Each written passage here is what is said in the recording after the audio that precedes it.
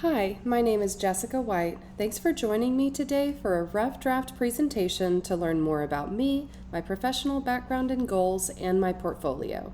I am open to any feedback on how to improve this presentation or the portfolio. Thank you. My portfolio can be found at jessicawhitelearningtechnologies.com.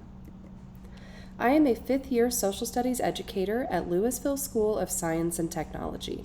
Throughout the 2023-2024 school year, I've been a part-time educator, spending the majority of my time as the learning technologist supporting educational technologies on my campus. In that role, I've grown as an instructional designer by creating and delivering training for my fellow teachers.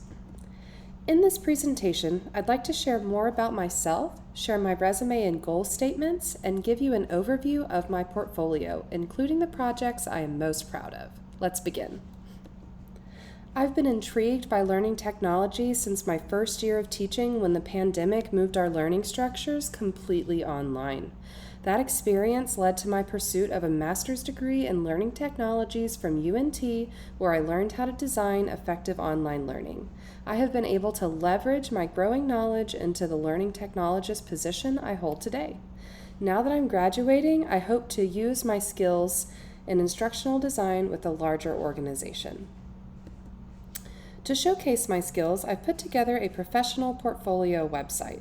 I enjoyed using my knowledge of instructional design to create this digital portfolio.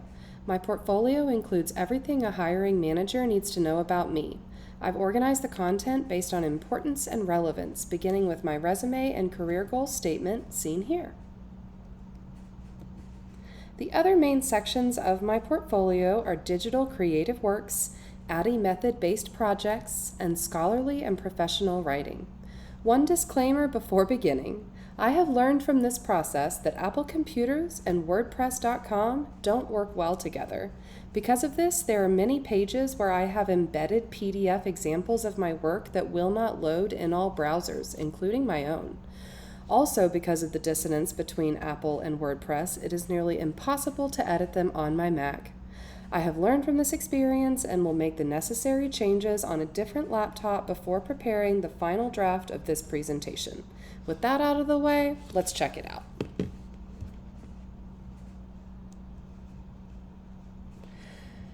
This is the home page of my blog and portfolio. I've included a headshot of myself and a quick blurb about who I am, including my background and my goals.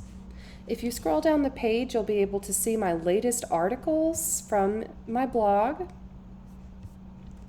You can also follow me on LinkedIn in the top right corner.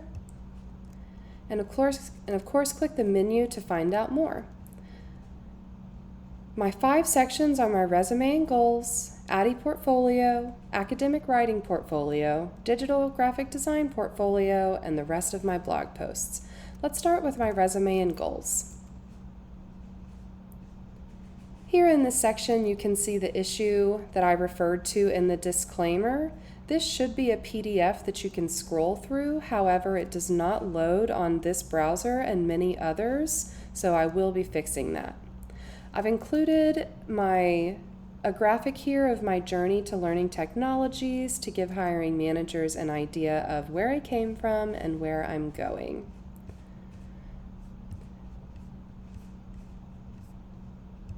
The next section is my ADDIE portfolio. I'll pause here to tell you a bit about the projects that I'm most proud of, starting with the digital teacher onboarding that I created for my campus. This here is a link to that onboarding, and then a quick explanation of the campus, as well as a link to the job aid that goes with the onboarding for whoever facilitates the onboarding. Here is that digital teacher onboarding. You can scroll through and see each of the modules here, 1 through 9. By creating this consistent layout, I made it easy to tack on another module quickly, which I've done several times since creating the onboarding. We can also check out the job aid that it does a very in-depth way of presenting how to facilitate this onboarding, including an onboarding checklist to complete before onboarding is delivered. This is the onboarding design document. Again, you should be able to scroll through that on the page, but I'll be making a change to that before recording the final presentation. This is the onboarding document, including the TAP statement. I was able to use this design document throughout the development of the onboarding, which kept it very consistent. Another project I'm proud of is a Workday Discovery series that I completed as a team in Class 5211. Here I've included a link to the course outline that's similar to the design document from the onboarding.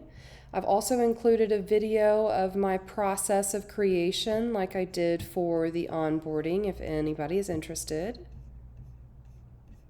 And the slides, which you should be able to click through, but you can click the link to open them. I've also included some work that I've done in the system Rise 360. This is a professional instructional design system that I wanted to be able to show employers that I have worked in. This is a course about the causes of World War I. And then I've also included a Google Extensions training that I've completed for teachers. Again, anything that you can't see will be shared in a different way before the final presentation. I am open to any ideas you have about that as well.